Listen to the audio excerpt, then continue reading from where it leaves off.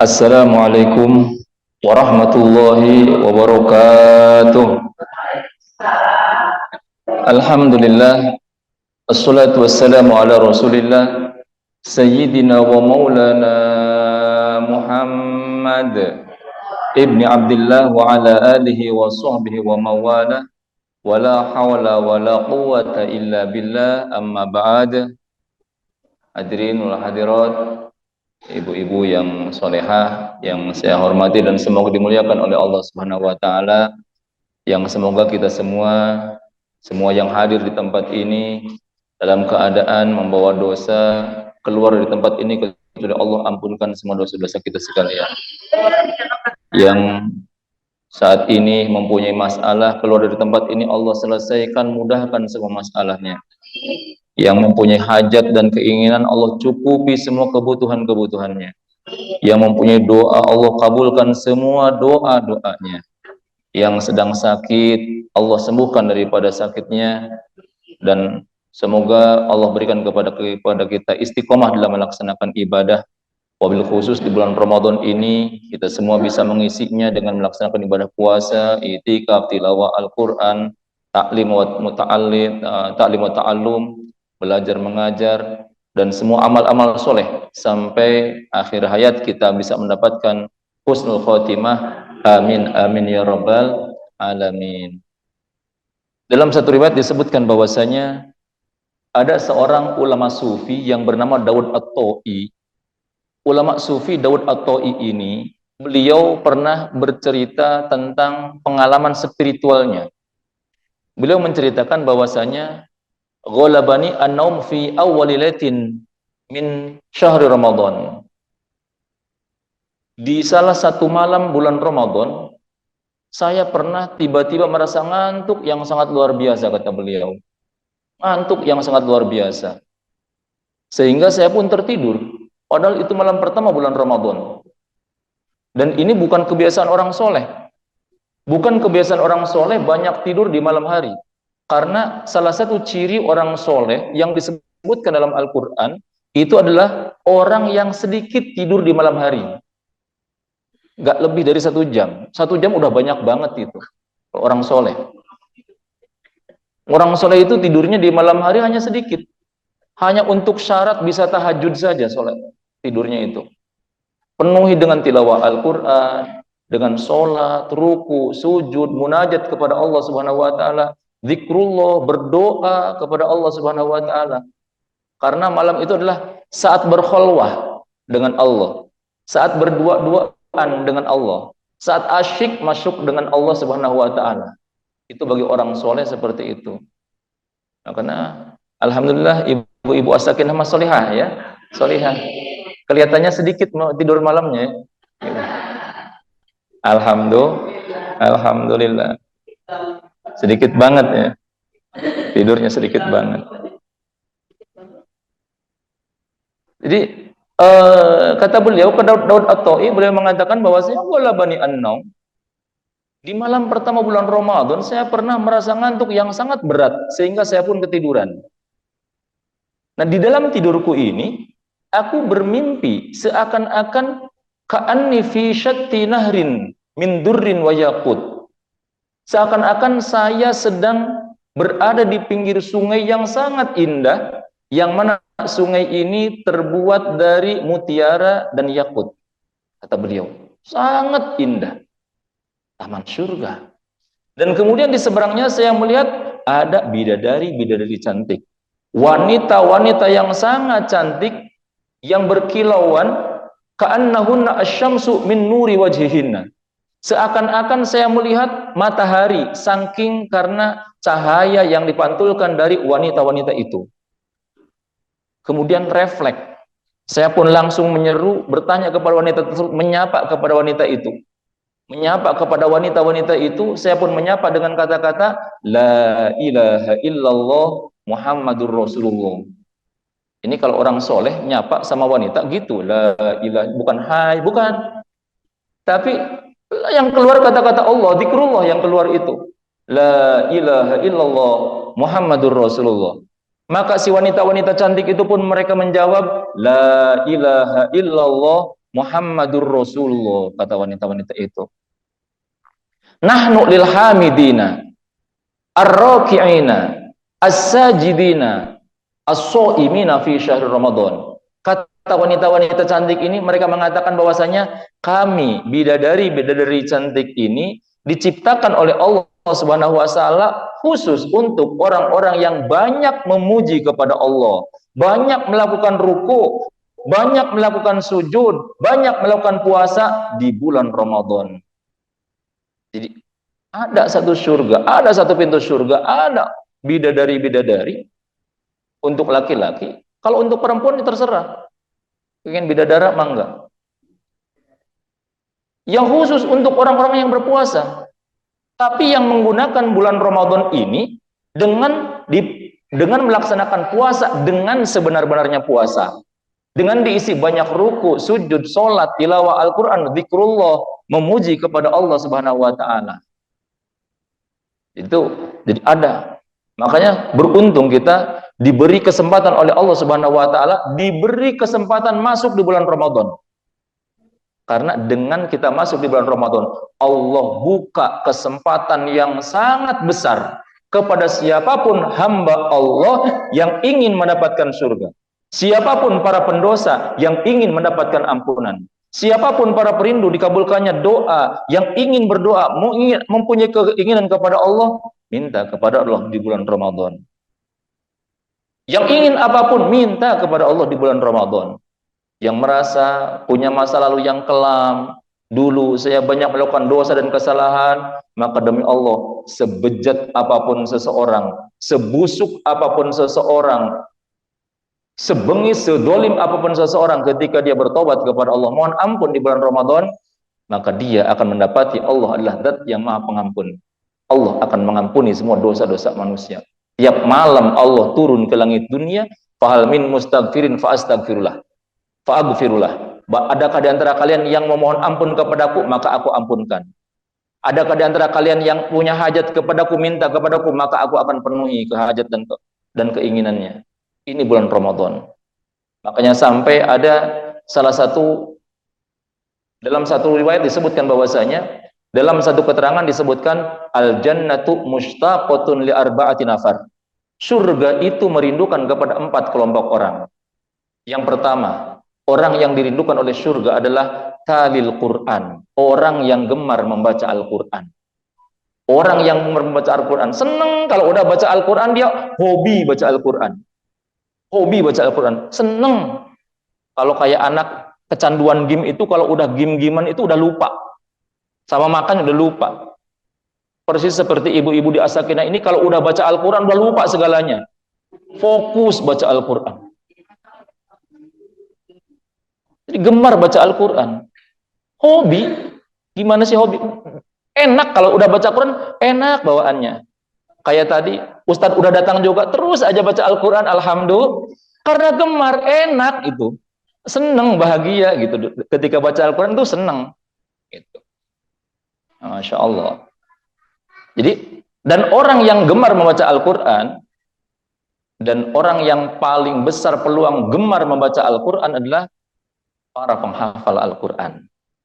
Karena kalau para penghafal Al-Quran, dia akan banyak membaca Al-Quran siang, malam, pagi, sore. Dia akan banyak membaca Al-Quran. Karena apa? Karena dia punya tanggung jawab untuk menjaga hafalannya. Orang yang hafal Al-Quran pasti akan mengulang-ulang bacaan Al-Quran. Secara tidak langsung, dia akan terus baca Al-Quran. Gemar membaca Al-Quran. Maka Alhamdulillah, ibu-ibu ada sekinah, ada yang sudah 10 juz, ada yang sudah baru 15 juz, ada yang 20, ada 20 juz, 15 juz ya, 19 juz, ada yang hafalannya 25 ada. Yang hafalannya 25 juz ya. Nah, gitu. Ada yang 30 juz atau bahkan juz 30. Juz 30 ke alhamdulillah. Asal diulang-ulang. Amayatasa'alun lagi, amayatasa'alun lagi, nggak apa-apa. Diulang-ulang aja itu. Udah gemar. Nggak apa-apa. Ustaz, saya mah udah tua, pengen hafal Quran nanti udah tua, jadi hafal nanti surat kul aja gitu. Enggak jauh dari kul ya, kulhu, kul a'udzu birabbil falaq, kul a'udzu birabbin nas. Yang itu aja saya menghafalnya yang diawali dengan kul. Enggak apa-apa. Kalau kita hafalnya cuma kulhu, kul ya, kul a'udzu birabbil falaq, enggak apa-apa. Baca kul huwallahu ahad, surat Al-Ikhlas baca sehari 1000. Al-Falaq sehari 1000, An-Nas sehari 1000, Al-Kafirun sehari 1000, itu akan banyak itu. Osok dibaca sehari 1000 kul huwallahu ahad. Osok. Apal tuh kulhu Al-Ikhlas apa enggak? Apal. Ali Imran? Ali Imran apal enggak? Al-Baqarah apal? Udah Al-Maidah atau Al-Maidah yang gampang, apal enggak? Udah kalau Al-Baqarah enggak hafal, Al-Maidah enggak hafal, Ali Imran enggak hafal, An-Nisa enggak hafal, kulhu aja dibulak-balik 1000 sehari. Itu udah banyak, itu kulhu 1000 udah banyak, lumayan. Gitu. Jadi gemar baca Al-Quran. Gemar baca Al-Quran. Jadi orang yang pertama adalah gemar baca Al-Quran. Makanya alhamdulillah beruntung kalau umpamanya kita dipilih oleh Allah Subhanahu wa taala, dititipkan kalamullah di dada kita. Dititipkan kalam-kalam Allah di hati kita. Kalau seumpamanya kita, Ustaz saya mau dong, nggak bisa, berusaha saya menghafal Al-Quran, nggak bisa, maka jadikan anak-anak kita penghafal Al-Quran. Jangan sampai tidak. Jadikan anak-anak kita penghafal Al-Quran. Cetak mereka menjadi penghafal Al-Quran. Ustaz, saya mau anak-anak udah pada gede, saya ngehnya baru sekarang, dah dulu mah nggak mikirin ke situ, Ustaz, umpamanya. Kalau udah pada gede, nggak apa-apa, jadikan cucu-cucu kita jadi penghafal Al-Quran. Siapkan dari sekarang. Nih, anak-anak yang segede ini, siapkan untuk menjadi penghafal Al-Quran. Jadikan mereka generasi Al-Quran. Siapkan mereka untuk menjadi orang yang bisa memberikan syafaat untuk 10 orang. 10 orang yang divonis masuk neraka, mereka akan mendapatkan 10 syafaat, memberikan syafaat kepada 10 orang yang dipilih oleh mereka, yang dicintai oleh mereka. Dan kita bumikan Al-Quran. Jadi yang pertama, orang yang dirindukan oleh surga adalah talil Quran, orang yang gemar membaca Al-Quran. Yang kedua, wahafidil lisan, orang yang gemar, yang pandai menjaga lisan. Kalau ngomong nggak sembarangan, ngomong nggak sembarangan. Jangankan gibah, bohong, ngomong yang tidak dosa aja dia pikir dulu. Ini manfaat apa enggak? Ini baik apa enggak? Kalau enggak baik, kalau enggak manfaat, dia tahan, enggak ngomong. Makanya sampai Nabi katakan, man kana yu'minu billahi wal yaumil akhir, barang siapa yang beriman kepada Allah dan kepada hari akhir, falyaqul khairan, maka berbicaralah yang baik, aw liyasmut, kalau tidak bisa berbicara yang baik, aw liyasmut, maka lebih baik diam. Nah, itu sudah tuntunan itu. Maka menjaga lisan itu sudah bagian daripada iman kepada Allah. Sampai digantungkan kepada urusan iman kepada Allah dan kepada hari akhirat, hari kiamat. Yang ketiga, orang yang dirindukan oleh surga adalah wamut imul ji'an, orang yang gemar memberi makan kepada orang yang kelaparan. Orang yang gemar memberi makan kepada orang yang kelaparan, ini akan dirindukan oleh surga. Kalau ketemu dengan orang susah, dengan orang miskin, senang. Senangnya bukan senang di atas penderitaan orang lain, tapi senangnya ketika melihat orang miskin, ini peluang saya dirindukan oleh surga. Kalau ada orang yang kelaparan, ini kerinduan saya, kesempatan saya untuk mendapatkan surga dari Allah Subhanahu wa taala. Selamat dari siksa api neraka. Dengan cara apa? Kasih mereka, santuni mereka. Maka kalau kita melihat ada orang susah, ada orang kelaparan, kok di dalam hati tidak terbersit, di dalam hati rasa sayang, rasa kasihan, rasa ingin membantu kepada mereka, maka demi Allah beristighfar kepada Allah, mohon ampun kepada Allah apa gerangan dosa yang dilakukan oleh kita sehingga Allah membuat hati kita keras, tidak merasa sayang kepada orang yang kelaparan, tidak peduli kepada orang yang kesusahan. Maka itu pasti kalau dalam hati kita enggak ada perasaan sayang kepada mereka, peduli kepada orang yang kelaparan, peduli kepada orang yang kesusahan, pasti ada dosa dalam diri kita yang belum terampuni oleh Allah Subhanahu wa taala. Sujud minta ampun kepada Allah Subhanahu wa taala, minta hati kita dilunakkan oleh Allah Subhanahu wa taala. Jadi yang ketiga, orang yang dirindukan oleh surga adalah siapa tadi teh? Wa mut'imul ji'an, orang yang gemar membaca memberi makan kepada orang yang kelaparan. Nah, ibu-ibu sekarang lapar gak?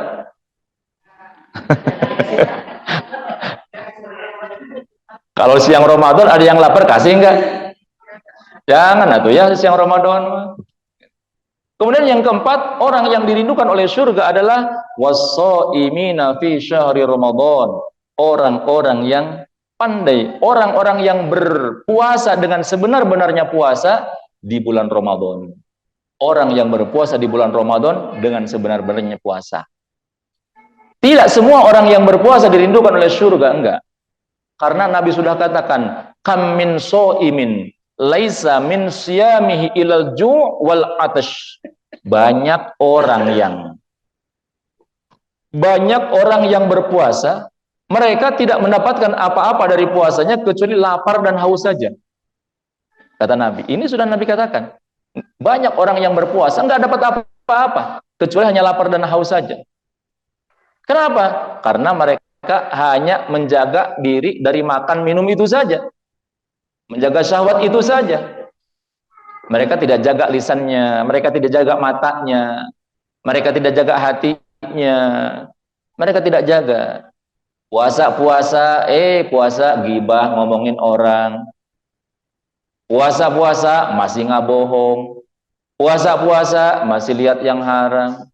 Puasa biasa ngadu domba, memprovokasi. Nah, itu bisa menghapuskan daripada pahala puasa. Dia tidak dapat apa-apa dari puasanya. Makanya supaya puasa kita menjadi puasa yang dirindukan oleh surga, kita bisa meraih surga dengan berpuasa.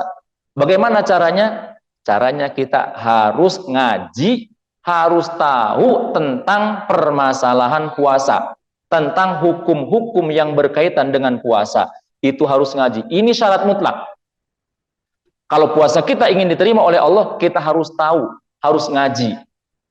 Karena al-amal bilal ilmi mardudah. Wa kullu man bighairi ilmin ya'malun amaluhu mardudatun la tuqbalu. Amal yang tidak disertai dengan ilmunya, maka amalnya akan mardudah, akan tertolak. La tuqbalu, tidak akan diterima oleh Allah Subhanahu wa taala. Makanya syarat daripada amal seseorang harus bisa diterima, harus disertai dengan ilmunya. Orang mau berangkat haji, maka wajib dia ngaji dulu bab haji, manasik dulu. Mau berangkat umroh, wajib ngaji dulu bab umroh. Persyarat, rukun, hal-hal yang dilarang, wajib tahu dulu. Kalau mau berangkat umroh, baru berangkat aja ke sana, nggak tahu dulu, pokoknya nuturkan pembimbing. Pembimbing ikut tawaf, pembimbing ikut sa'i. Pembimbing ikut muter, pembimbing ikut jalan-jalan. Ditanya, itu tadi habis apa? Nggak tahu, pokoknya saya mau nuturkan pokoknya mah. Itu sah seperti itu. Wajib sholat, artinya kita wajib ngaji tentang bab sholat. Kalau ada orang sholat cuman jungkal-jungkal, ungkat-ungkat, orang nonggeng ikut nonggeng, orang ruku ikut ruku, nggak tahu ini teh ruku, nggak tahu ini teh sujud, maka nggak diterima, nggak sah ibadahnya. Maka syarat daripada satu amalan itu diterima oleh Allah, maka harus punya ilmunya. Maka kita harus ngaji. Ramadan ngaji tentang bab puasa. Walaupun Ustaz ngaji bab puasa mah atuh turun ke SD lagi, saya nggak apa-apa turun ke SD juga, SD lagi nggak apa-apa. Penting mah penting ngaji kita untuk menyempurnakan ibadah kita supaya puasa kita menjadi puasa yang betul diterima oleh Allah Subhanahu wa taala dan sah di pandangan Allah Subhanahu wa taala.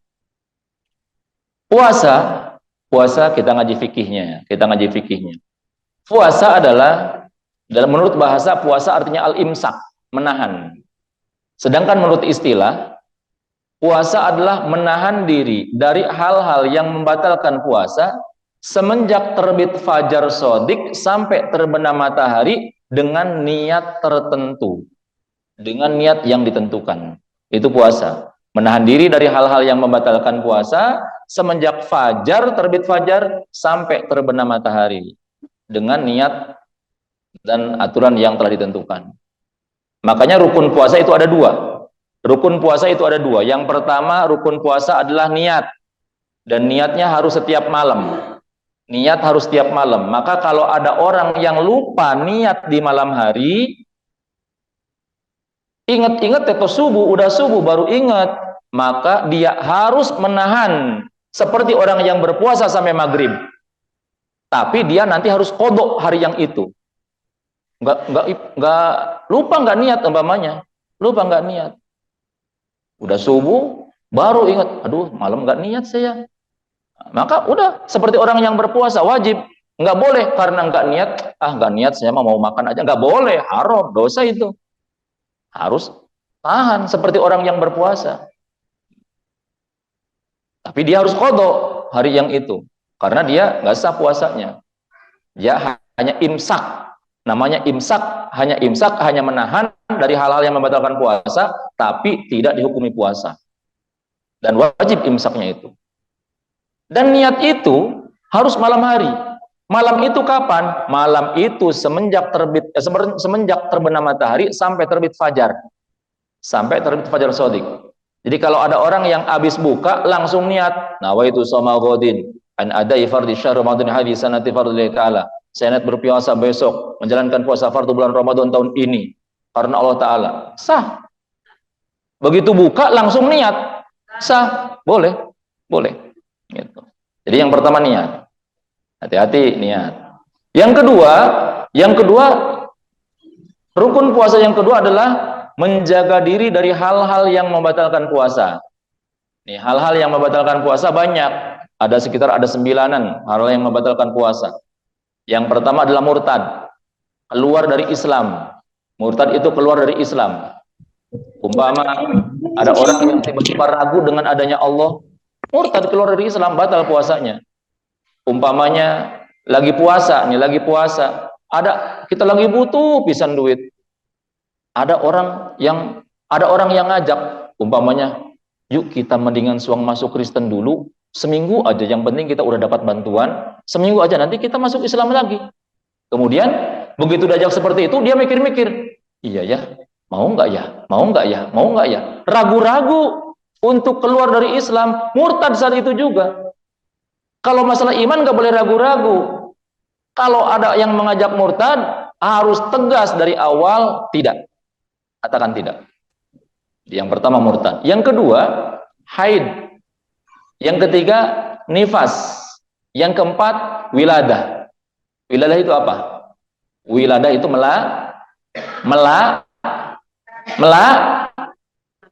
wiladah itu melahirkan. Ya, pengen tegas gitu ya. Jadi melahirkan. Kalau yakin jawab aja gitu, jangan takut salah. Jadi melahirkan. Ini melahirkan batal puasanya. Orang lagi hamil nih, lagi hamil besar. Orang lagi hamil besar, umumnya udah 9 bulan, puasa saya kalau udah melahirkan kan nifas, nantinya banyak puasa yang harus saya qadha, membengkuat lah, saya kuat. Udah 9 bulan, dia puasa terus. Malam sahur, banyak sahurnya juga. Kemudian sampai pagi, kemudian duhur, kemudian asar. Jam 5 mules, tiba-tiba jam 5 mules. Jam 5 mules udah mulai keluar ketuban. Jam setengah 6 bayinya jebrol keluar, batal puasanya. Batal puasanya. Makanya ibu-ibu kalau mau melahirkan tahan dulu sampai maghrib dulu. Tunggu sampai maghrib dulu. Biar nggak batal puasanya. Sayang tinggal setengah jam lagi. Tahan dulu.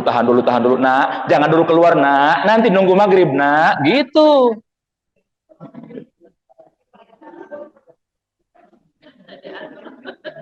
Iya Pak Ustadz mah nggak ngerasakan melahirkan kayak gimana gitu. Iya makanya bisa ngomong gitu karena nggak tahu merasakan gitu. Kalau ibu-ibu kira-kira mending mempertahankan puasa atau mending jebrol baik? Jebrol bah.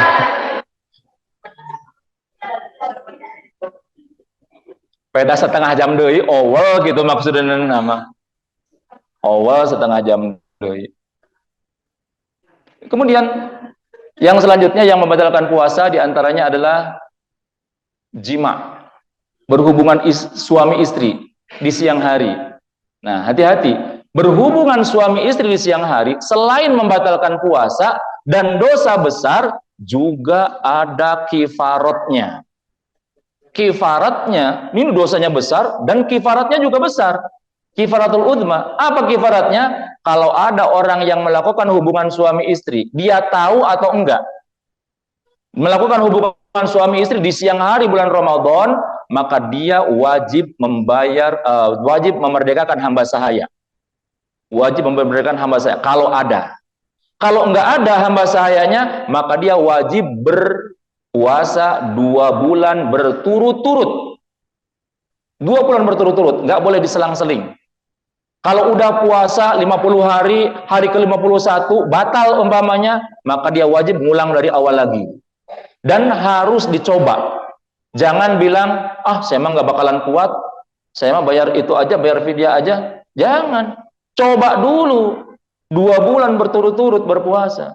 Udah dicoba berkali-kali dicoba, ternyata enggak bisa juga. Maka baru ke yang ketiga, pilihannya yang ketiga yaitu memberi makan kepada 60 orang fakir miskin.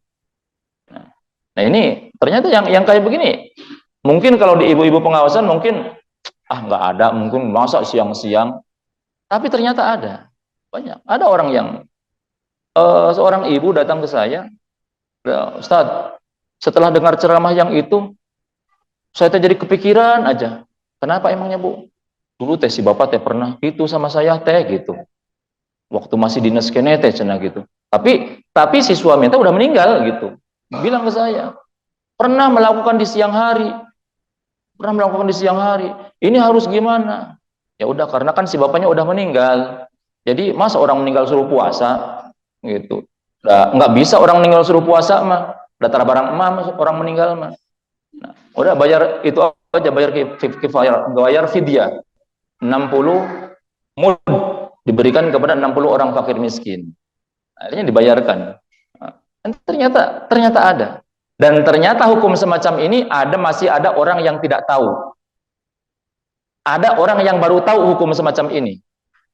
Ini di Indonesia, mayoritas Islam. Karena apa? Kurang pengetahuan, kurang ngaji, kurang kepengajian.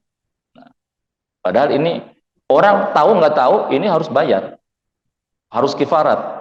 Dan yang kifaratnya itu adalah laki-laki. Kalau perempuan nggak kifarat. Perempuannya cuma dosa, tapi nggak bayar kifarat kalau perempuannya. Jadi kalau perempuannya cuma dosa, cuma nggak bayar kifarat. Yang wajib dibebankan bayar kifarat adalah laki-laki. Hanya suaminya saja yang bayar kifarat. Ibu-ibunya mah enggak. Jadi ibu-ibunya nggak usah puasa 2 bulan berturut-turut, nggak usah kalau ibu-ibunya. Karena kalau dalam urusan haid,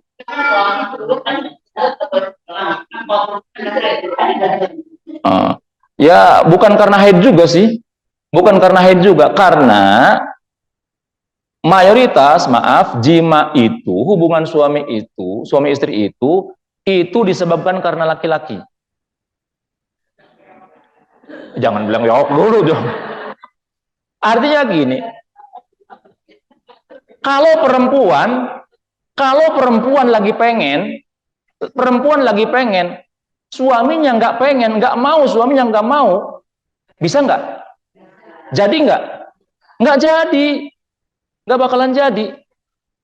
Istrinya pengen, suaminya nggak pengen, nggak mau, nggak jadi. Kalau nggak terangsang kan nggak bisa. Kalau laki-lakinya yang pengen, istrinya nggak pengen, bisa jadi nggak? Jadi kalau itu mah. Jadi kalau laki-laki, makanya yang dibebankan itu adalah laki-laki. Karena nggak mungkin laki-laki diperkosa perempuan, nggak mungkin. Kalau perempuan diperkosa, bukan diperkosa, dipaksa gitu ya. Dipaksa laki-laki, bisa. Kalau perempuan dipaksa oleh laki-laki jadi. Kalau laki-laki dipaksa sama perempuan nggak jadi. nggak bakalan terjadi gitu. Makanya yang dibebankan itu laki-laki. Cuman jangan mentang-mentang yang dibebankan laki-laki, perempuannya nggak wajib bayar fidyah, nggak wajib bayar kifarot, ngagoda bekas lakina, jangan juga. Papa, ayah, pak, tual toel, jangan juga gitu. Oke, suami nanti mengatakan, a'udzubillahi minasyaitonirrajim, gitu kan gitu. Kemudian yang selanjutnya yang membatalkan puasa adalah istimna. Istimna itu mengeluarkan mani dengan sengaja. Onani, masturbasi itu batal. Kemudian selanjutnya yang membatalkan puasa adalah gila. Gila walaupun sebentar. Gila walaupun sebentar. Orang edan eling kadang-kadang sembuh, kadang-kadang eling, kadang-kadang gila gitu. Cuman kalau gila pun nggak lama, paling sejam, paling 10 menit ya. Ujung-ujung hilang ingatan aja gitu. Gila. Ada kan orang yang seperti itu. Dia puasa, malam udah niat. Begitu di siang hari, menjelang asar, dia ujung-ujung surah seri sorangan. Naon surah seri sorangan.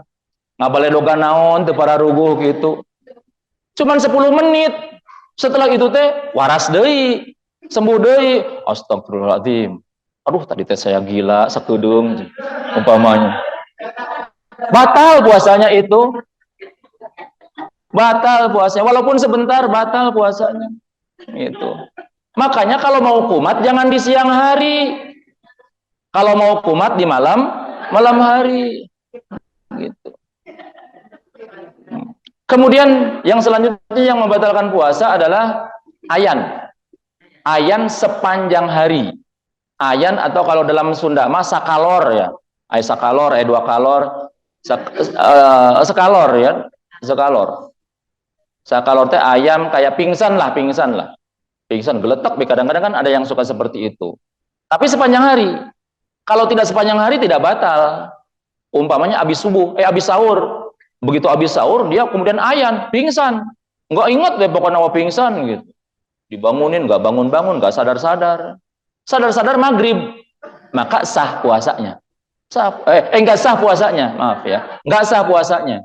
Tapi kalau di siang harinya dia itu sadar, kalau siang harinya dia sadar, maka sah puasanya. Jadi kalau ayan itu sepanjang hari itu batal puasanya, nggak sah puasanya. Beda dengan tidur. Kalau tidur tidak membatalkan puasa. Umpama ada orang habis sahur teh, kemudian dia teh, aduh saya teh mau minum obat lah, yuk. Rada teh enak badan, habis sahur udah niat, habis sahur teh minum obat, udah minum obat teh, aek ngalempengkeun tonggong heula, ngalempengkeun tonggong, ketiduran. Bangun-bangun azan. Ternyata maghrib adzanana teh. Astagfirullah geuning geus maghrib. Alhamdulillah langsung Allah malaka sumtu gitu tah. Sah puasanya seperti itu. Sah puasanya. Malamnya langsung taraweh, niat lagi, nawaitu sama godin lagi besoknya niat siap puasa. Nggak bisa tidur, dah seharian kan udah tidur. Semalam nggak bisa tidur semalaman. Sampai sahur jam 3, jam setengah 4 dia sahur. Begitu jam 4 datang ngantuk lagi, tidur lagi, hudang maghrib lagi umpamanya. Ada orang yang gitu ya. Ada orang, saya mah kalau Ramadan teh bawaannya suka ngantuk aja katanya teh gitu. Gitu. Ada yang kayak gitu. Tapi jangan diturutan ya kayak gitu mah. Enak dong kalau kayak gitu mah. Yang nggak enak juga gitu. Jadi ayannya. Kemudian di antara yang membatalkan daripada puasa adalah ada barang yang masuk melalui salah satu dari 7 lubang. Ada barang yang masuk melalui salah satu 7 lubang. Apa 7 lubang itu? Mulut. Kemudian 2 lubang hidung, 2 lubang telinga, kemudian kubul dan dubur, jalan depan dan jalan belakang. Itu kalau ada yang masuk melewati had zahir, melewati batas luar, maka itu puasanya batal. Ada yang masuk. Tapi melewati had zahir, melewati batas luar, Nah, batas luar daripada mulut adalah makhrajnya kho. Makhrajnya kho. Makhrajnya kho di mana? Kho di mana? Tenggorokannya bagian mana? Tenggorokan kan dekat bagi tiga nih. Tenggorokan itu ada adnal halqi, ada wasatul halqi, ada aqsal halqi. Cing, huruf yang keluar dari tenggorokan ada berapa? Huruf halak ada berapa? Ada 6. Huruf halak ada 6. Hamzah, ha, ain, ha, ghin, kha. Yang 6 itu terbagi 3. Tenggorokan terbagi 3 bagian. Ada pangkal, aqsal halqi, ada wasatul halqi, pertengahan. Kalau pangkal tenggorokan, yang keluar dari pangkal tenggorokan aqsal halqi, 2 hurufnya. Hamzah, a, dan ha. Kemudian dari pertengahan tenggorokan, ha dan ain. Pertengahan tenggorokan. Kemudian dari adnal halqi, tenggorokan paling rendah, paling dekat, 2. Kho dan ghin. Kho dan ghin. Jadi tenggorokan terbagi menjadi berapa? 1. Aqsal halqi. Hurufnya 2, a dan h. Yang kedua, wasatul halqi, pertengahan tenggorokan, ain dan h. Yang ketiga, adnal halqi, tenggorokan paling rendah, paling dekat, yaitu kho dan ghin. Kho dan ghin. Nah, ini kho, makhrajnya kho. Berarti tenggorokan paling dekat, tenggorokan paling dekat. Nah, makanya kalau seperti wudhu kan gini, kalau wudhu itu sunnah ketika madmadho atau berkumur, sunnah mubalagoh. Mubalagoh itu seperti apa? Dibanget-bangetkan ketika berkumur. Mubalagoh itu kita masukkan air ke dalam mulut, kemudian kita nenggak. Kita nenggak, tapi tutup dengan lak-lakan apa ya? Lak-lakan ya. Nah, tutup. Jadi air nggak masuk, walaupun kita nenggak, itu nggak masuk. Oh, gitu. Itu karena ditutup oleh lak-lakan. Nah, itu katup ya, katup. Nah, itu makhrajnya kho di situ, adnal halqi. Kalau melewati makhrajnya kho, itu berarti sudah masuk ke dalam, melewati batas luar. Kalau masih tidak melewati makhrajnya kho, maka berarti masih batas luar, tidak batal. Maka kalau ada orang sikat gigi, sikatnya dimasukkan ke mulut nggak? Kalau sikat gigi, sikatnya dimasukin apa enggak? Ke mulut. Atau dimasukin, tuh dimasukin ke mulut, masih kata naon. Ari gigi kan ada di dalam mulut, gigi nana teh. Maka giginya dikeluarkan dulu, kemudian disikat gitu, enggak juga kali. Oh, gigi palsu, nya bisa ada gigi palsu mah. Jadi seperti itu. Berkumur boleh, silakan. Sunnah ketika wudhu, sunnah berkumur, tapi jangan mubalagoh, jangan digitukan, jangan digor-gorohkan. Berkumur biasa aja, jangan dimubalagoh, jangan kebangetan kumurnya. Ya, itu boleh karena itu masih batas luar. Makanya kalau ada orang umpamanya, ini biasanya laki-laki, biasanya arudi, umpamanya arudi, ya, yang ada aja arudi di sini. Arudi abis sahur teh, aduh, biasa kan ngopi abis sahur teh biar nggak ngantuk, katanya ngopi. Udah biasa ngopi. Bikin kopi abis sahur teh, kemudian begitu udah bikin kopi kan masih panas. Kemudian nunggu kopi dingin dulu. Nunggu kopi dingin, lenggut, nundutan. Bangun udah adzan. Astagfirullah, udah adzan. Kopi can diinum. Kemudian akhirnya ya udah kata juga ke masjid, udah sholat, udah apa, udah beres, aktivitas apa. Pas siang-siang pulang ke rumah, ketemu lagi dengan kopi. Astagfirullah, ya kopi deh, ting kopi can diinum, umpamana. Kemudian ada kata ustad ge cenah ge ari di mulut keneh mah teu batal. Dicandak be leguk be. Kemudian disimpan diheum-heum be dina mulut umpamanya. Enggak ditelen, enggak. Diheum-heum saja di mulut, enggak ada yang masuk, enggak yang ditelen. Batal teu? Teu batal iya. Kalau ada yang ditelen batal. Jadi kalau hanya di mulut saja sampai maghrib, tilohor sampai maghrib, itu batal. Ari tecangkel mah.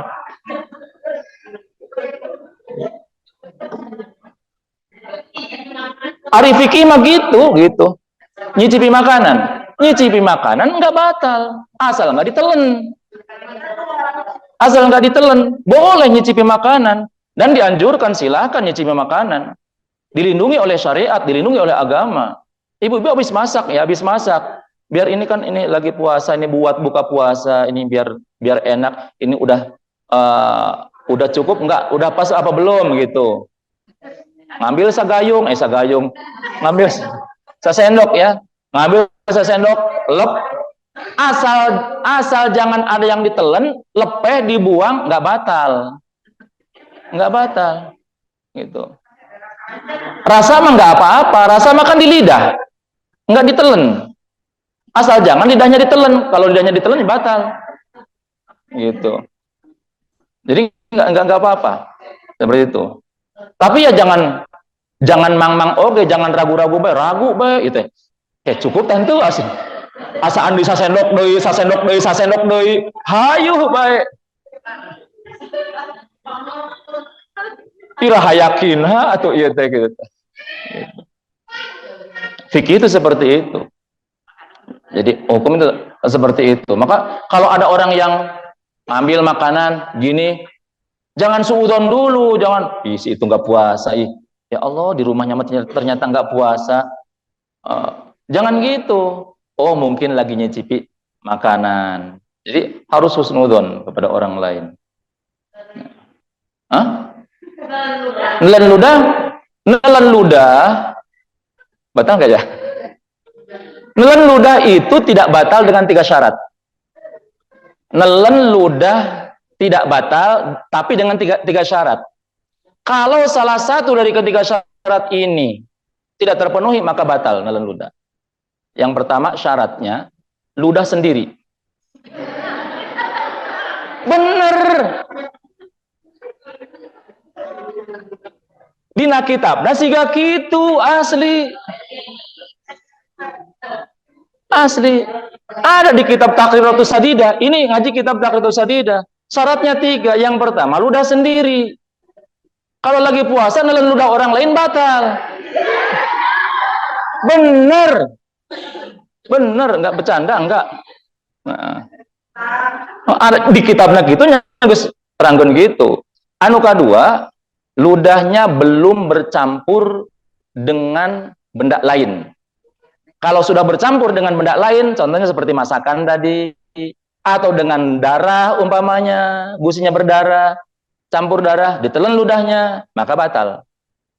Yang ketiga, ludahnya masih di mulut dan belum melewati batas luar, belum melewati bibir.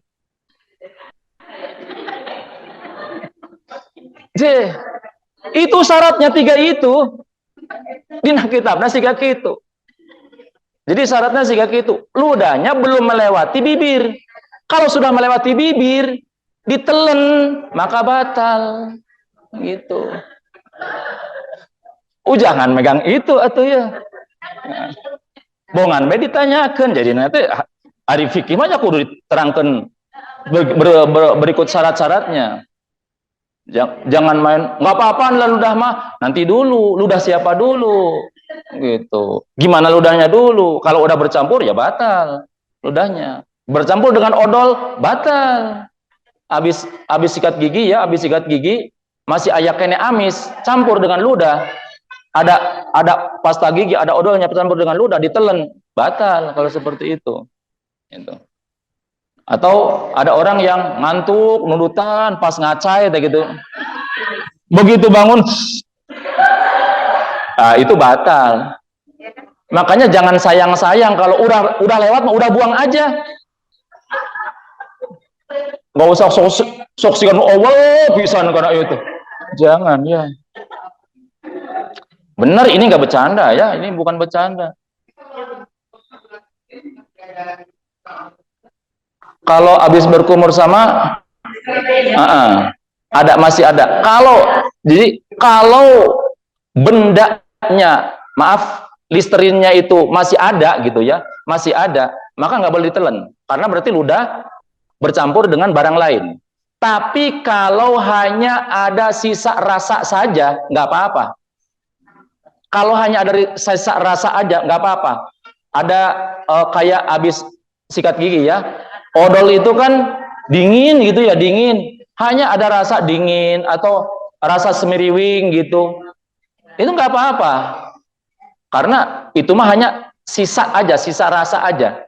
Sisa rasa. Zatiahnya udah nggak ada, barangnya udah nggak ada.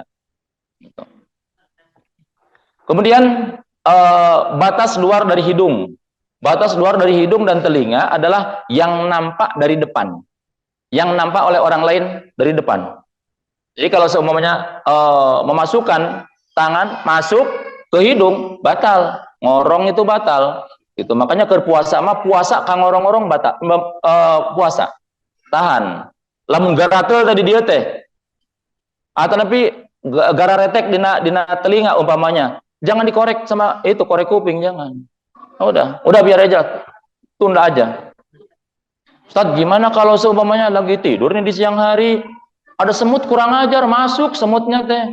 Gerapak dina telinga.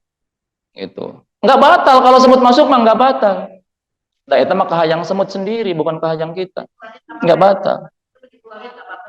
Kalau keluar sendiri nggak apa-apa, nggak batal.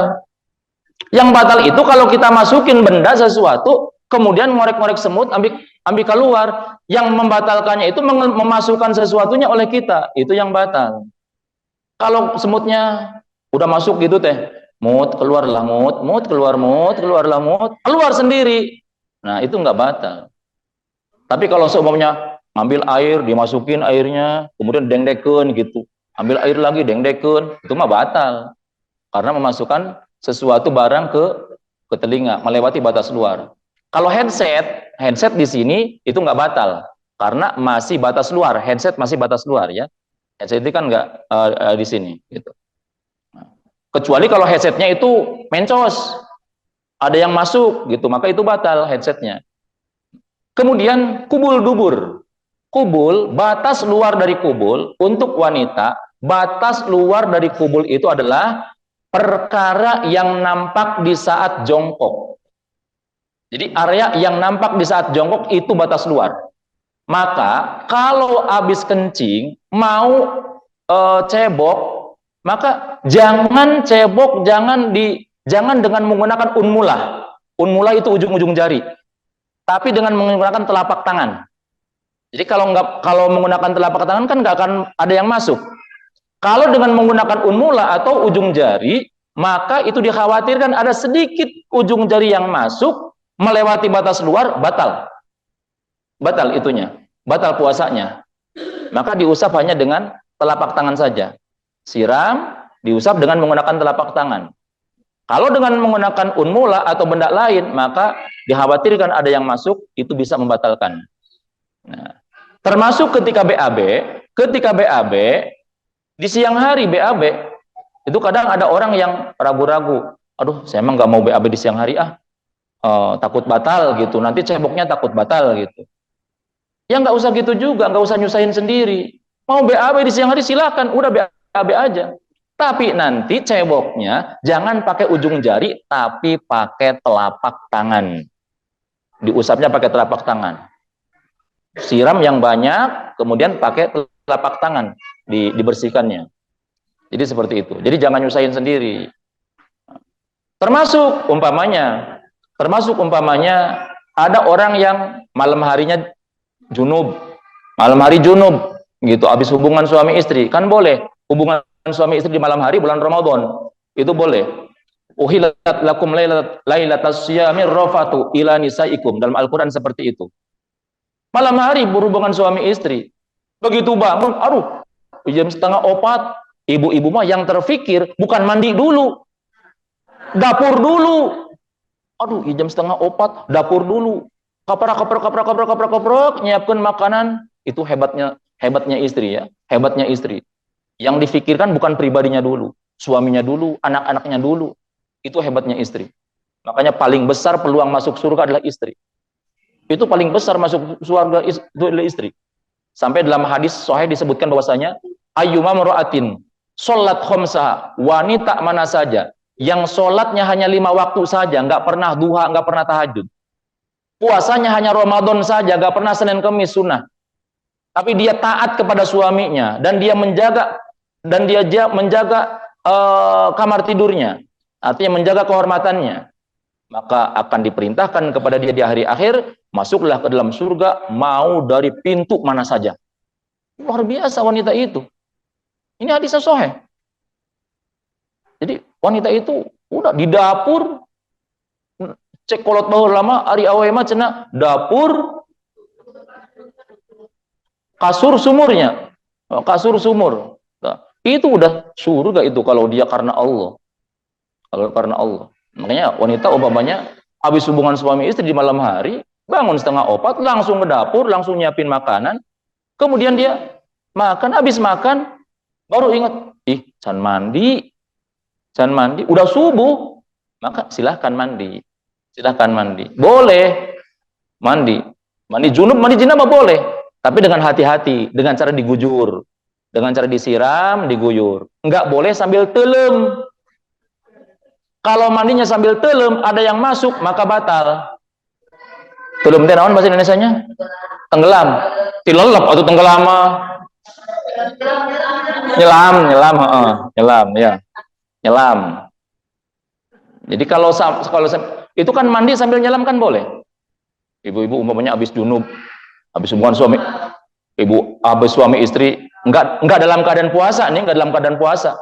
Kemudian sama suami nana teh, mah sangkan urip bu, yuk mandi disangkan urip, renang gitu, nggak usah bilang nanti mau mandi dulu, udah nggak usah, udah ikut aja, ayo ke sana, udah sampai sana, loncat, asup kena balong, lep, nawaitul gusla, udah bersih, suci.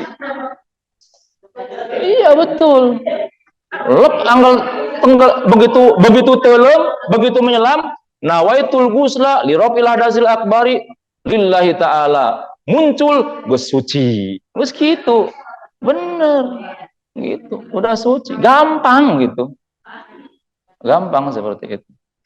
Jadi itu hal-hal yang membatalkan daripada puasa. Ternyata sudah jam 10 lebih.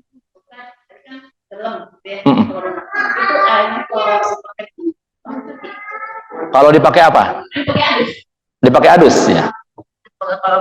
Kolam renang kan dipakai adus ya. Apakah setelah dipakai adus itu airnya masih suci, mensucikan apa tidak? Kalau air kolam renangnya itu banyak, ada 2 kulah.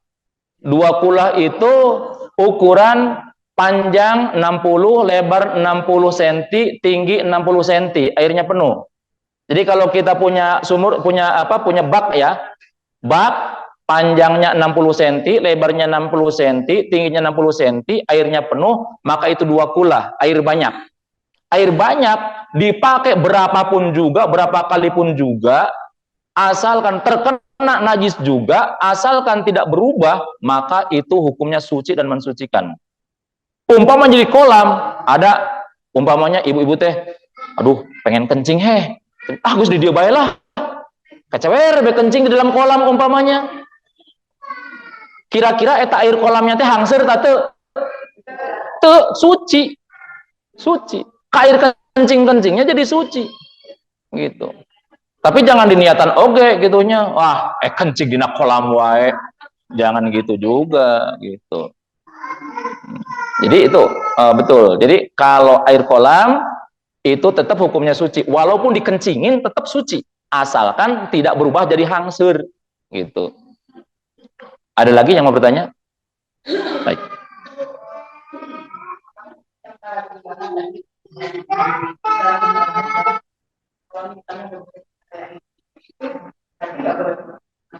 Ya.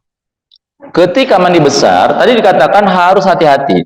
Ketika membasuh area intimnya, cukup dengan jongkok. Cukup dengan jongkok basuh. Kalau mau diusap dengan menggunakan telapak tangan, jangan dengan menggunakan ujung jari. Maka itu sah. Kalaupun umpamanya kita udah hati-hati, ada yang masuk, maka tidak batal, dimakfu. Kalau aduh ada yang masuk umpamanya, nggak apa-apa, tidak batal. Karena kita udah hati-hati. Gitu.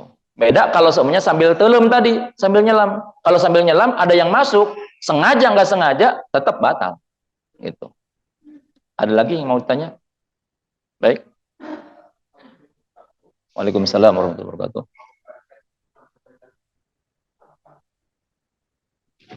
Baik. Ada yang nanya tentang bayar fidyah. Nah, fidyah puasa mungkin ya. Fidyah puasa. Fidyah puasa baik fidyah yang karena tadi orang yang melakukan jima di bulan Ramadan atau fidyah orang yang tidak berpuasa karena tidak mampu. Karena kan ada orang yang tidak wajib puasa tapi hanya wajib fidyah saja. Ada dua orang. Yang pertama orang yang sudah tua renta, sudah tidak mampu berpuasa, itu dia tidak wajib puasa, dia hanya wajib bayar fidyah. Yang kedua, orang yang sakit, yang kecil kemungkinan sembuh kembali, itu tidak wajib puasa, dia hanya wajib bayar fidyah. Yang ketiga, orang wanita yang menyusui, dia tidak berpuasa karena khawatir air susunya, karena mengkhawatirkan bayi yang disusuinya. Itu juga double. Dia wajib qadha dan wajib juga bayar fidyah. Kemudian wanita hamil yang dia mengkhawatirkan kandungannya, dia wajib qadha dan bayar fidyah. Nah, fidyahnya berapa? Fidyahnya itu 1 mud bahan makanan. 1 mud berapa? 1 mud itu adalah takaran ya. Mud itu takaran. Kalau dikonversikan ke kilogram itu beda-beda, variatif. Tergantung kadar air di makanan tersebut. Kalau beras tergantung kadar air berasnya. Maka 1 mud itu minimal 6 ons. Minimal 6 ons kalau kadar airnya, jadi kalau berasnya beras yang jelek lah. Beras yang kualitasnya jelek, kadar airnya banyak, kurang garing, maka itu sekitar 6 on.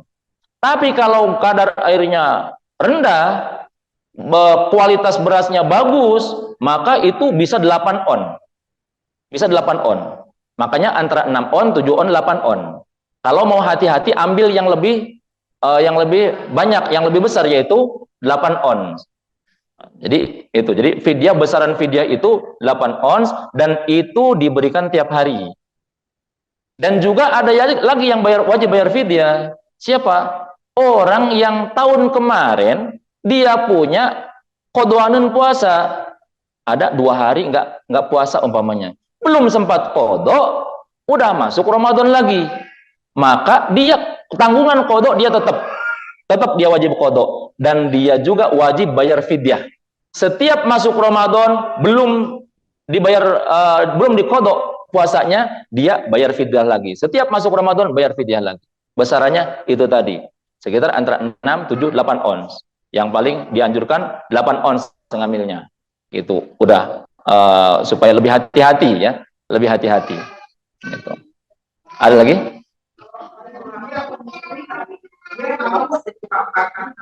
Mohon. Ya. Kalau ibu hamil atau menyusui, dia lemes. Ini lemes atau mual-mual kadang gitu ya, kadang mual-mual gitu. Kadang lemes kalau bawaan lagi hamil gitu.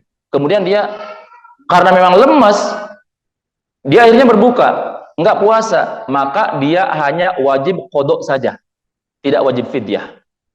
Karena dia ya hanya sama dengan orang yang tidak puasa biasa gitu. Kalau yang tadi dia harus bayar fidyah juga karena dia bukan mengkhawatirkan diri sendiri, bukan karena tidak kuat, tapi karena mengkhawatirkan orang lain, anaknya, janinnya. Padahal kalau urusan janin, urusan anak itu udah serahkan aja kepada Allah, Allah yang nanggung. Nah, jadi kenapa didenda dengan fidyah? Karena kurang tawakal kepada Allah, kurang begitu tawakal kepada Allah. Gitu. Jadi kalau karena memang ibu hamil yang karena memang lemas atau karena mual-mual gitu, dia nggak berpuasa karena nggak kuat, maka dia hanya wajib qadha saja, tidak wajib fidyah. Ada lagi? Baik, enggak Bu Yam, nanti lagi. Di bulan puasa itu ada yang kerja ya, cuci tangan. Baik.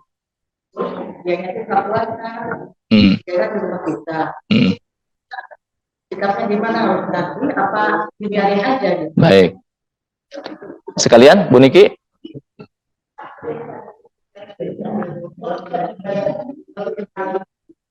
Baik.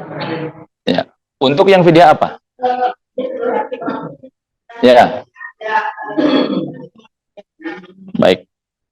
Ya, baik. Silakan.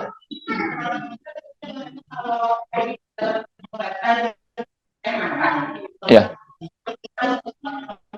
Ya. Batal enggak? Pakai Pak. Ya, baik.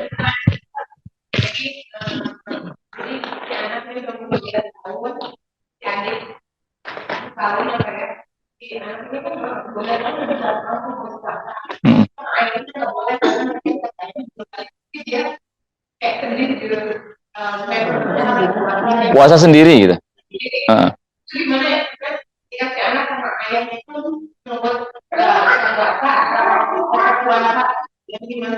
Baik. Baik. Yang ini dulu, yang Bu Niki dulu ya, yang biar cepat. Bu Niki dulu biar cepat. Kalau seumpamanya bayar fidyah per seminggu sekali, boleh apa tidak? Boleh. Boleh ya. Jadi boleh. Walaupun wajibnya setiap hari, tapi umpamanya biar nanti setelah 1 minggu baru dibayarkan, atau setelah per 10 hari dibayarkan, itu boleh. Gitu. Kemudian yang kedua dari Neng Nadia, Fadia. Yang pertama tadi apa? Tetes mata ya, pakai obat tetes mata. Tadi dikatakan yang membatalkan puasa ada sesuatu yang masuk melalui salah satu daripada 7 lubang. Mata masuk nggak? Tidak ada. Makanya kalau obat tetes mata, pakai obat tetes mata itu tidak batal. Walaupun setelah pakai obat tetes mata di kerongkongan terasa pahit umpamanya. Itu setelah pakai obat tetes mata di kerongkongan terasa pahit, bukan obat tetes matanya kemudian netes ke kerongkongan, bukan. Enggak. Itu mah bukan. Jadi itu mah karena reaksi daripada obat itu sehingga ada mungkin enzim apa gitu ya yang kemudian tertelan, yang kemudian mengeluarkan keringat gitu ya, keringat yang rasanya itu pahit gitu. Jadi bukan obat tetes mata. Coba kalau obat tetes mata pahit apa enggak? Enggak tahu. Ayah dokter mata, apa ya dokter Budi kita tanyain nanti ya obat tetes mata pahit atau gitu ta. Ya. Jadi intinya nggak batal ya, nggak batal. Kemudian yang kedua, anak umur 12 tahun dia puasa sendiri padahal dilarang oleh ayahnya. Oleh ayahnya dia dilarang. Nah, karena takut gimana gitu. Nah, kita kembali kepada syar'i. Rasul bagaimana menyikapi orang tua terhadap anak? Nabi mengatakan, muru auladakum bis sholati ingda sab'i sinin. Perintahkan anak kalian sholat ketika sudah berumur 7 tahun. Wadribuhu, dan pukul mereka kalau ninggalin sholat padahal umurnya sudah 10 tahun. Ini kewajiban orang tua ya. Ini kewajiban orang tua. Artinya orang tua yang membiarkan, yang tidak menyuruh anaknya untuk melaksanakan sholat padahal umurnya udah 7 tahun, tidak disuruh sholat, dibiarkan tidak sholat dan tidak disuruh sholat, maka dosa. Orang tua akan dituntut oleh anak itu sendiri. Baik subuh, duhur, asar, maghrib, selalu ingatkan, suruh. Pokoknya anak di bawah 10 tahun, di atas 7 tahun, wajib disuruh sholat. Kalau orang tua tidak nyuruh sholat, dosa orang tua. Udah suruh aja, suruh. Kasih motivasi apa. Kemudian kalau udah 10 tahun, si anak itu kok masih nggak mau sholat, maka wajib dipukul. Maka orang tua yang nyuruh kepada anaknya udah 10 tahun, bahkan udah 11 tahun. Nak, sholat. Duh, tahu anaknya nggak sholat.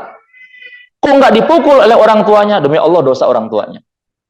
Orang tua yang nggak mukul anaknya yang meninggalkan sholat, padahal umurnya sudah 10 tahun, dosa itu orang tua. Terutama bapak. Itu dosa. Dan ibu juga sama. Karena dalam masalah mendidik itu bapak dan ibu, dua anak. Gitu. Nah, ini bukan hanya, para ulama mengatakan bukan hanya dalam bab sholat, tapi dalam semua kewajiban, termasuk puasa. Anak umur 7 tahun perintahkan puasa. Tapi jangan dipaksa. Kalau belum mampu, ya udah sampai maka boleh di tengah-tengah. Terus gimana sikap daripada orang yang memperkerjakannya? Orang yang memperkerjakannya, kalau tahu dia itu tidak berpuasa dari awal, haram dia nyuguhinya. Haram nyuguhinya. Oh, kun ndak batur iyo. Nya batur teu puasa kan disuguhan ku urang. Itu namanya al-i'anah alal maksiat.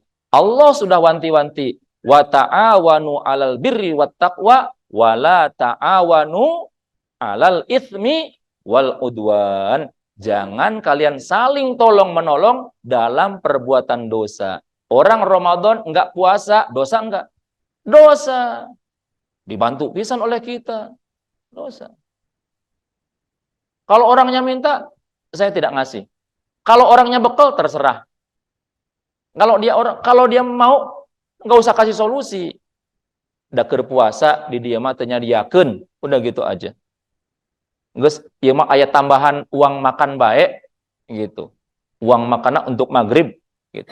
Tapi dimakan uang makannya dia makan di siang hari umumnya, ya udah terserah dia. Gitu. Urusan dia. Jadi orang itu ya, yang namanya puasa bukan karena santai, bukan karena kerja keras, bukan. Orang kerja keras pun kalau niat puasanya udah kuat. Jangan kata ngecor. Perang Badar 17 Ramadan. Perang Badar 17 Ramadan, panas. Padang pasir. Coba, Ramadan itu lagi panas-panasnya. Makanya Ramadan itu kenapa? Limada summiya bi Ramadan.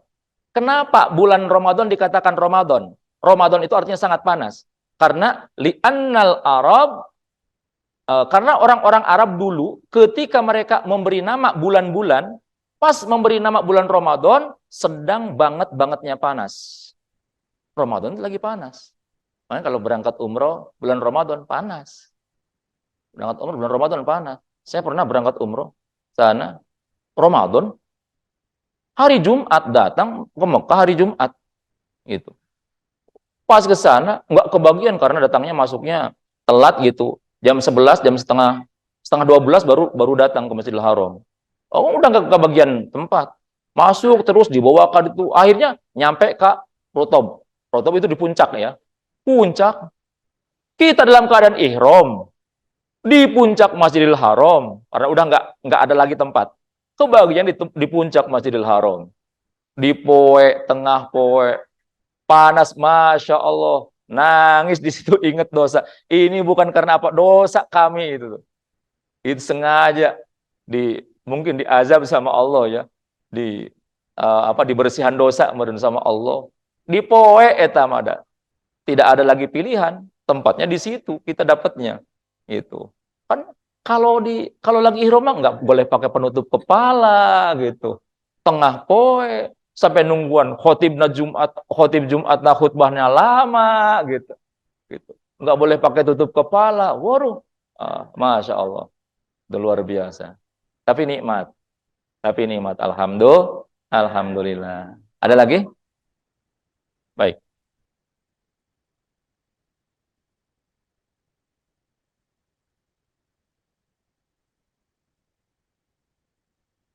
Supaya apa? Nggak haid. Oh ya, nggak haid. Minum obat apa disuntik? Disuntik apa minum obat? Ya.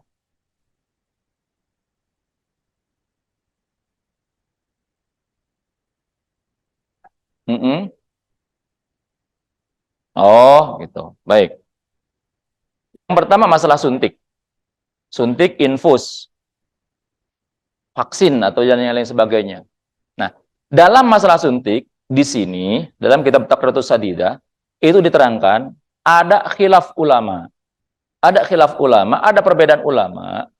Ada yang mengatakan, pokoknya kalau ada yang masuk tidak melalui daripada salah satu 7 lubang, itu tidak batal.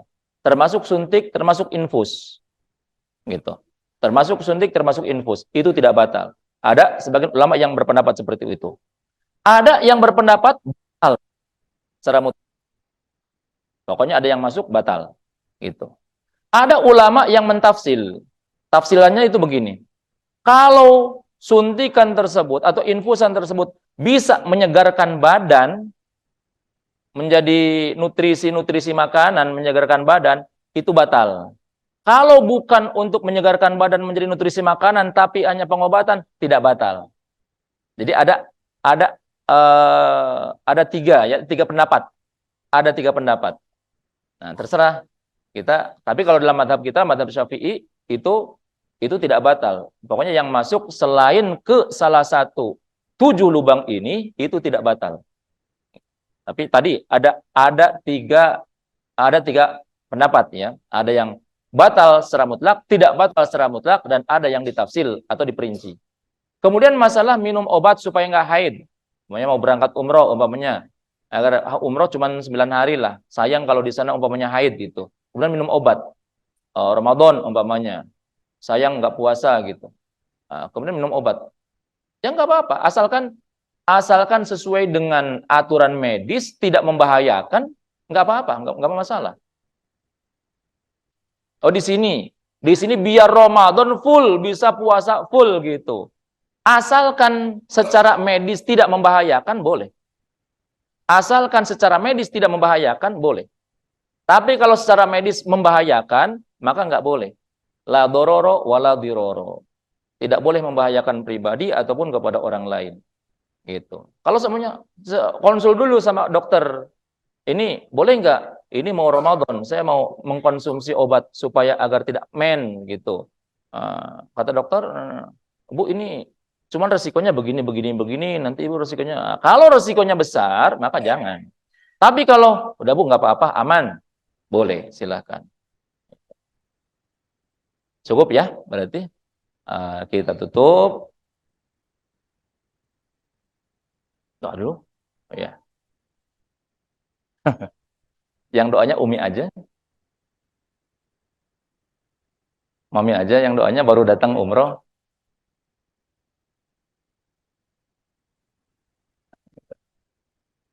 Mari kita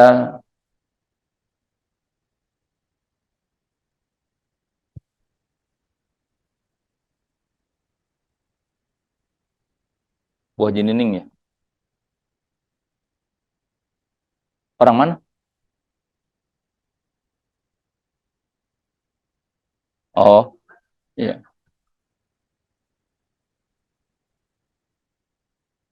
Oh, iya iya, Argentina. Iya,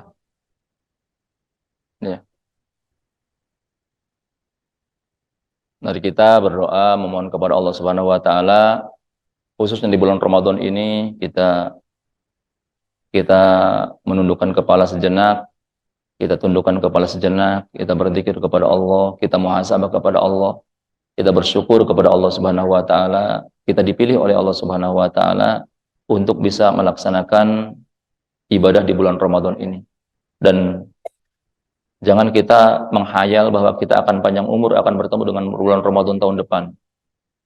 Anggap ini adalah Ramadan terakhir kita. Anggap Ramadan terakhir kita. Kemarin saya berangkat umroh, salah satu jemaah Bapak Uci itu orang Ciporang, sehat. Berangkat umroh, tapi pulang hanya tinggal nama. Wafat di sana. Beliau wafat di sana, kita juga yang ikut mulasarah di sana juga gitu. Enggak nyangka gitu, enggak nyangka. Dan mungkin ada juga di antara jamaah kita juga yang tahun kemarin masih ikut Ramadanan bareng dengan kita. Tapi saat ini ada yang sudah tidak ada ya. Ada juga. Dan tidak menutup kemungkinan kita yang tahun depan nggak ada di sini. Nggak menutup kemungkinan. Oleh karena itu, ambil Ramadan ini. Jangan disia-siakan. Penuhi dengan ibadah kepada Allah Subhanahu wa taala. Makanya bersyukur kepada Allah Subhanahu wa taala, kita diberi umur oleh Allah Subhanahu wa taala. Demi Allah, anugerah yang sangat besar, kita dimasukkan ke dalam bulan Ramadan, disampaikan ke bulan Ramadan. Mungkin dalam takdir Allah itu, kita itu sebelum Ramadan udah tidak ada. Tapi Allah sayang kepada kita masih punya dosa. Allah masih berikan kesempatan kepada kita. disampaikan sampai Ramadan ini. Oleh karena itu, mari kita memohon kepada Allah, kita bermuhasabah. Pantaskah kita untuk bisa mendapatkan kemuliaan ini di bulan Ramadan? Pantaskah kita untuk bisa mendapatkan maghfirah di bulan Ramadan ini? Pantaskah kita untuk mendapatkan rahmat dari Allah? Pantaskah kita untuk mendapatkan surganya Allah Subhanahu wa taala? Sementara dulu kita punya masa lalu, kita juga pernah melakukan kemaksiatan kepada Allah. Kita pernah nyakitin orang lain, kita pernah berbohong, kita pernah menggunjing orang lain, membuka aib orang lain, kita pernah mengambil hak orang lain, kita pernah melawan kepada suami, kita pernah melawan kepada orang tua, membentak orang tua, menyepelekan orang tua, menganggap kita lebih hebat daripada orang tua. Mungkin kita pernah menyiksa orang tua dengan kerinduan kepada kita. Orang tua pengen bertemu dengan kita, tapi kita beralasan kita sibuk dengan urusan anak, dengan urusan suami, dengan urusan pekerjaan. Sehingga kita biarkan orang tua tersiksa, menahan kerinduan kepada kita. Kita juga pernah melalaikan sholat dan ibadah yang lainnya.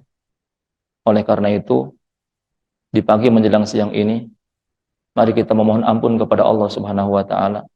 Kita bermuhasabah, kita mohon ampun kepada Allah Subhanahu wa taala. Allahumma shalli ala sayyidina wa karimina syafiina wa dhuhrina wa maulana Muhammad wa sallim wa salatina ashabi rasulillah ajma'in. Amin. Amin ya rabbal alamin. Allahumma rabbana taqabbal minna innaka antas samiul alim wa tub alaina ya rabbana innaka antat tawwabur rahim. Allahumma shalli ala sayyidina Muhammadin. Ya Allah ya Tuhan kami. Ya Allah ya Tuhan kami. Pandanglah kami dengan pandangan kasih sayang-Mu ya Rabb. Pandang kami dengan pandangan rahmat-Mu ya Allah. Pandangan kami dengan pandangan maghfirah-Mu ya Allah. Pandang kami dengan pandangan kasih sayang. Ya Allah ya Tuhan kami. Sungguh telah banyak nikmat yang telah Kau berikan kepada kami ya Rabb. Kau berikan kepada kami dua mata yang dengannya kami bisa memandang, bisa melihat. Namun kami belum bisa mensyukuri nikmat ini ya Allah.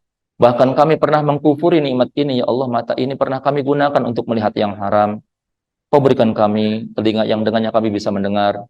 Namun kami belum bisa mensyukurinya ya Allah. Bahkan kami pernah mengingkarinya ya Allah dengan mendengarkan hal-hal yang buruk. Kau berikan kepada kami lidah yang dengannya kami bisa berbicara. Namun lidah ini ya Allah, kami pernah gunakan untuk menggunjing orang lain, untuk ghibah, untuk berbohong, untuk memarah-marahi orang lain. Kau berikan kepada kami tangan yang dengannya kami bisa bekerja. Namun tangan ini kami pernah gunakan untuk mengambil hak orang lain. Kau berikan kepada kami kaki yang dengannya kami bisa berjalan. Namun kaki ini pernah kami gunakan untuk melangkah ke tempat-tempat maksiat. Kau berikan kepada kami perut yang dengannya kami bisa menyimpan makanan. Namun perut ini kami pernah isi dengan makanan-makanan yang syubhat, bahkan makanan-makanan yang haram. Kau berikan kepada kami hati yang dengannya kami mampu berpikir. Namun hati kami masih kotor ya Allah. Masih ada keraguan di hati kami ya Allah. Masih ada perasaan benci kami terhadap orang lain ya Allah. Perasaan hasud kepada orang lain. Masih ada perasaan ria ketika kami beramal, kami ingin dilihat oleh orang lain, kami senang ketika disanjung oleh orang lain. Namun kami sakit hati ketika kami dikritik oleh orang lain. Masih ada perasaan sombong di hati kami ya Rabb. Perasaan diri kami lebih baik daripada orang lain. Kami lebih berhak untuk dimuliakan oleh orang lain. Kami lebih berhak untuk dihormati oleh orang lain. Merasa kami lebih baik daripada orang lain. Masih ada perasaan ujub, riya, takabur, sum'ah, dan semua penyakit hati yang lainnya ya Allah. Oleh karena itu ya Allah, di pagi hari ini ya Allah, dengan keberkahan majlis ta'lim ini ya Allah, dengan keberkahan majlis ilmu ini ya Allah, dengan keberkahan orang-orang yang soleha ini ya Allah, dengan keberkahan bulan Ramadan ini ya Allah, kami datang bersimpuh di hadapan-Mu ya Rabb. Kami datang meratap di hadapan-Mu ya Rabb. Kami datang menangis di hadapan-Mu ya Rabb. Ampuni semua dosa-dosa kami ya Rabb. Ampuni semua kesalahan kami. Ampuni semua masa lalu kami ya Rabb. Ampuni semua kebodohan kami ya Allah. Karena kalau di pagi hari ini Engkau tidak mau mengampuni dosa kami. Kalau di bulan Ramadan ini Engkau tidak mau memberikan ampunan kepada kami, kapan lagi Engkau memberikan ampunan kepada kami ya Allah? Kapan lagi Engkau menolong kami ya Allah? Oleh karena itu ya Allah, kami mohon kepadamu ya Allah, sebesar apapun dosa-dosa kami, yang terasa ataupun yang tidak terasa, yang sengaja ataupun yang tidak disengaja, yang kami sadari ataupun yang tidak kami sadari, kami mohon kepadamu ya Rabb, di bulan Ramadan ini ya Allah, di pagi hari ini ya Allah, kami mohon kepadamu ya Allah, ampuni semua dosa-dosa kami ya Allah, ampuni semua kesalahan kami ya Allah, ampuni masa lalu kami ya Allah. Ya Allah ya Tuhan kami, ampuni juga dosa kedua orang tua kami ya Allah, terutama ibu kami ya Allah, ibu kami yang telah mengandung kami selama 9 bulan lamanya ya Rabb. Ibu kami yang telah melahirkan kami dengan susah payah, bersimbah darah ibu kami ketika melahirkan kami. Menangis ibu kami ketika melahirkan kami, menjerit beliau ketika melahirkan kami. Ibu kami yang telah menyusui kami ya Rabb. Ibu kami yang pernah menyusui kami, yang meninak bobokan kami, yang mengeloni kami. Ibu kami yang menyuapi kami ya Allah. Ibu kami yang banyak tidurnya terganggu oleh tangisan-tangisan kami di waktu kecil ya Allah. Bapak kami yang telah peras keringat banting tulang untuk membiayai kami, membesarkan kami, untuk mendidik kami. Kini mereka sudah tua renta ya Allah. Kini mereka sudah lemah ya Allah. Bahkan ada di antara orang tua kami yang kini jasadnya sudah tertanam di dalam tanah. Sementara kami belum bisa membalas jasa mereka. Kami belum bisa berbakti kepada mereka. Kami belum bisa membahagiakan mereka ya Rob. Bahkan kami pernah melawan kepada mereka ya Allah. Kami pernah menyakiti mereka ya Allah. Kami pernah menyepelekan mereka ya Allah. Bahkan kami pernah menyiksa mereka dengan kerinduan kepada kami. Pernah mereka satu saat mereka ingin bertemu dengan kami, namun kami beralasan kami sibuk dengan anak-anak kami, sibuk dengan pekerjaan kami, sehingga kami biarkan orang tua kami dalam keadaan menanggung rasa rindu untuk bertemu dengan kami. Namun kini ketika orang tua kami sudah meninggal dunia ya Allah, bapak dan ibu kami sudah meninggal dunia ya Allah, sudah wafat ya Allah, timbul penyesalan di hati kami ya Rabb. Timbul rasa penyesalan di hati kami ya Allah, timbul kerinduan di hati kami ya Allah. Kami rindu bisa bertemu dengan ibu bapak kami ya Allah. Kami rindu untuk bisa mencium tangannya ya Allah. Kami rindu untuk bisa mencium kakinya ya Allah. Kami rindu untuk bisa bersimpuh di pangkuannya ya Allah. Namun semuanya sudah telat ya Allah. Oleh karena itu ya Allah, kami mohon ya Allah, di bulan Ramadan di pagi hari ini ya Allah, dengan kemuliaan Ramadan ini kami mohon kepadamu ya Allah, ampuni semua dosa kedua orang tua kami ya Allah. Sayangi mereka ya Allah. Sayangi mereka ya Allah. Sebesar apapun dosa mereka, jangan kau siksa orang tua kami ya Allah, karena mereka adalah orang-orang yang begitu tulus menyayangi kami ya Allah. Sayangi mereka ya Allah, karena kami sayang kepada mereka ya Allah. Ya Allah ya Tuhan kami, Engkau juga telah memberikan keturunan kepada kami, anak-anak dan keturunan bagi kami, yang mana mereka adalah harapan hidup kami. Kami titipkan anak-anak kami kepadamu ya Rabb. Kami titipkan kepadamu, jaga mereka, lindungi mereka ya Allah. Jadikan mereka anak-anak yang soleh dan solihah. Jadikan mereka anak-anak yang rajin mendirikan sholat. Jadikan mereka para penghafal Al-Quran ya Allah. Jadikan mereka anak-anak yang baik, yang sayang kepada orang tua, membahagiakan orang tua di dunia dan di akhirat nanti ya Allah. Ya Allah ya Tuhan kami, andai ada di antara anak-anak kami yang lalai melaksanakan sholat, yang suka melawan kepada orang tua, yang terjerumus ke dalam narkoba, yang terjerumus ke dalam kemaksiatan, kami mohon ya Allah, di pagi hari ini kami mohon kepadamu, insyafkan mereka ya Rabb, kembalikan mereka menjadi anak-anak kami yang baik, anak-anak kami yang soleh dan solihah ya Allah. Ya Allah ya Tuhan kami, ya Allah ya Tuhan kami, sesungguhnya Engkau telah memerintahkan kepada kami untuk berdoa dan memohon kepadamu, dan Engkau telah berjanji untuk mengijabah doa kami ya Rabb. Kini ku penuhi panggilanmu ya Rabb, kini ku penuhi perintahmu ya Allah. Labbaik Allahumma labbaik, labbaik la syarika laka labbaik, innal hamda wan ni'mata laka wal mulk la syarika lak. Mangga ngadoa masing-masing.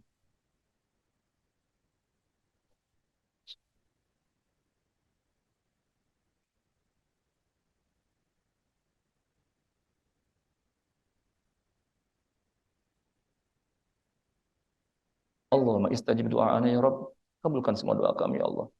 Ya Allah ya Tuhan kami, sampaikanlah salawat dan salam dari kami, keharibaan kekasih kami, Nabi kami, Nabi besar Muhammad sallallahu alaihi wasallam, yang dengan keberkahan salawat dan salam ini ya Allah, sampaikan kami, pantaskan kami untuk bisa ziarah ke Makkah dan Madinah. Sampaikan kami untuk bisa melaksanakan ibadah haji dan umrah ya Rabb. Sampaikan kami untuk bisa datang ke Masjidil Haram ya Allah.